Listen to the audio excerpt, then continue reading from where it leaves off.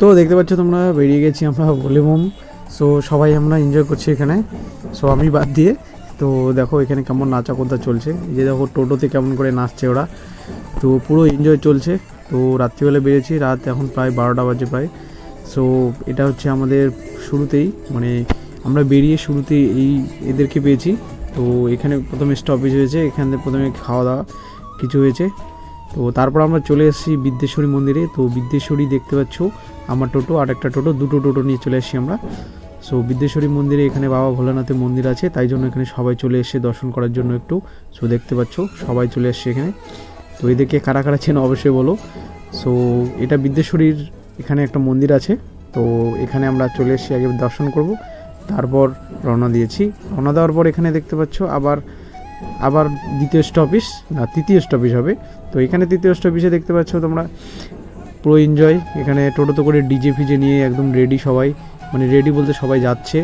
তো এখানে দেখো এখানে খিচুড়ি খাওয়া দাওয়া হচ্ছে। তো এটা হচ্ছে মোহনা টুথ ফার্ম, তো অনেকে সবাই এটাকে জানে। তো এখানে মন্দির আছে, আর এখানে আছে মনসা আর কালী। তো এখানে অনেক অ্যাক্সিডেন্ট হয়, তাই জন্য এখানে পুজো টুজো করে অনেকে সবাই।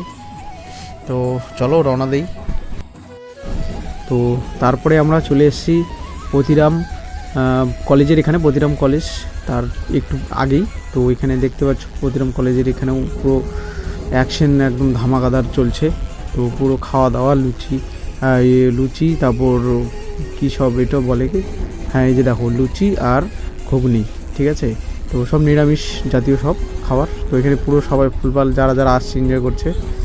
তা ওখান থেকে সোজা রওনা হয়ে চলে এসেছি পতিরাম চৌমাথাতে। তো এটা হচ্ছে পতিরাম চৌমাথা। তো পতিরাম চৌমাথা দেখতে পাচ্ছ কেমন, এটা চারদিকে রাস্তা গিয়েছে। আমাদের ওদিকে গিয়েছে, হিলিতে গিয়েছে, বালুঘাটে গিয়েছে, তারপর এদিকে পতিরাম ধামের দিকে গিয়েছে। তো চারদিকে চারটা রাস্তা, চাই চৌমাথা মোড়। সো এখানে দেখতে পাচ্ছ এখন বাজে প্রায় 2-2:30টা। তো পুরো লোকজন কেবল ধীরে ধীরে আসছে সবাই। সো এই যে আমরা এখানে চলে এসেছি, জায়গাটা দেখে তোমরা চিনতে পারবা কোন জায়গায়। তারপর চলে আসলাম একদম ব্রিজে, এক কথায় তোমার নদীর উপর যে ব্রিজটা আছে সেই ব্রিজে এখানে চলে এসেছি। সো এখান থেকে আমরা আর কোথাও যেতে পারবো না, তো টোটো লাগাই দিয়ে এখন দেখবো। তো ওরা চলে গেল সবাই। তো দেখতে পাচ্ছ নিচের দিকের অবস্থা, তো এটা নদী সামনে আছে, আর এখানে পুরো দোকানপাট অনেক কিছু লেগেছে মেলার মতো একবারে। তো এখানে একবারে ওইটা দিয়ে নামতে হবে, উঠতে হবে। আর নিচে আমি যেতে পারছি না, কারণ টোটো আছে, টোটো ছেড়ে যাওয়া যাবে না। সো দেখছো কেমন ভিড় নিচে, প্রচণ্ড ভিড়। আর ওই নৌকা আছে ওখানে, আর নদীতে স্নান করছে সবাই, তো ওখান থেকে আসবে। আর এখান থেকে যেতে হবে সোজা মন্দিরের দিকে। তো মন্দিরের দিকে যাওয়ার জন্য দেখতে পাচ্ছ সবাই হেঁটে হেঁটে যাচ্ছে। তো লাইন দেওয়া শুরু হয়ে গেছে, কারণ রাত অনেক হয়ে গেছে, তো এখন ভোর হয়ে যাচ্ছে প্রায়। তো লাইন শুরু হয়ে গেছে, তাই জন্য আমরাও যাচ্ছি দেখার জন্য। তো কি হচ্ছে দেখা যাক। এখানে আমাদের লাইন হচ্ছে, মানে যদি বেশি থাকে তাহলে দেবে না, আর যদি কম থাকে তাহলে দেবে।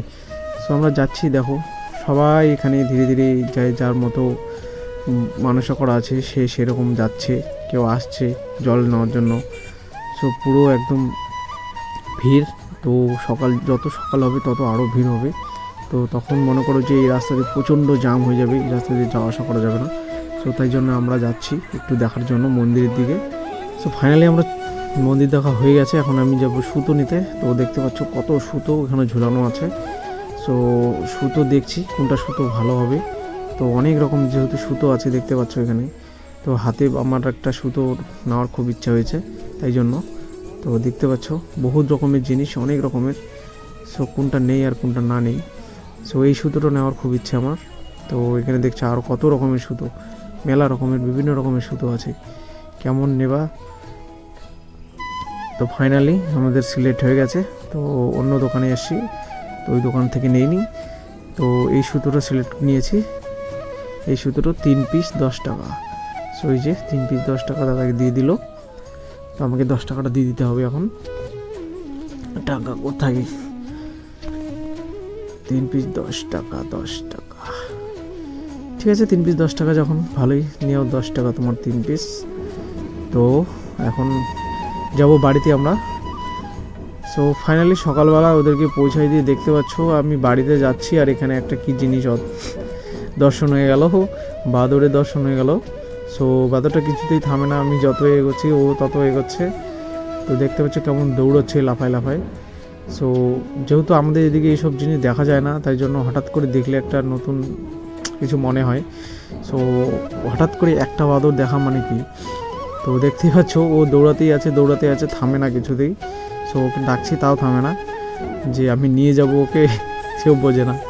তো আমার কাছে কিছু খাবারও নেই, যে আমি যে খাবার দেবো তাকে, আমার কাছে কোনো খাবারও নেই। সো সকালবেলা কোনো দোকানও খোলা নেই, খুব সকালে। সো দেখতে পাচ্ছ